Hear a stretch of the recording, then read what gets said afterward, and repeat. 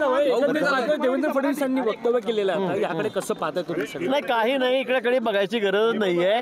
त्यांनी जे वक्तव्य केलेलं आहे त्यांनी जबाबदारी स्वीकारायचं आहे. तर प्रत्येक ठिकाणी होतं. एखाद्या वेळेला एखादा मोठ्या पक्ष असतो त्याचे नेते असतात, ते म्हणतात की बाबा माझ्यामुळे कमी झालं तर मी जबाबदारी स्वीकारतो. इथपर्यंत हा विषय सीमित आहे. इथे देवेंद्रजी संघटनेतून बाहेर पडतील, राजीनामा देतील असा कुठलाही विषय अजिबात झालेला नाही, कोर कमिटी झालेला नाही.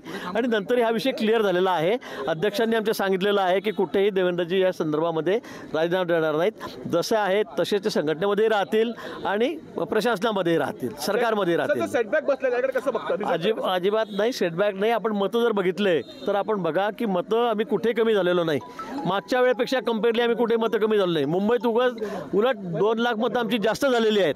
ठीक आहे, तांत्रिक कारणामुळे आमची संख्या कमी झाली मान्य आहे, पण आम्ही पुन्हा नवीन जोमाने नवीन ताकदीने पुन्हा या ठिकाणी कामाला लागलेलो आहोत. आता पुन्हा या संदर्भामध्ये विधानसभा आहे, महापालिका आहेत, जिल्हा परिषद राज्यामध्ये आपण बघा येणाऱ्या निवडणुकांमध्ये निश्चित आपल्याला मोठा बदल झालेला दिसेल.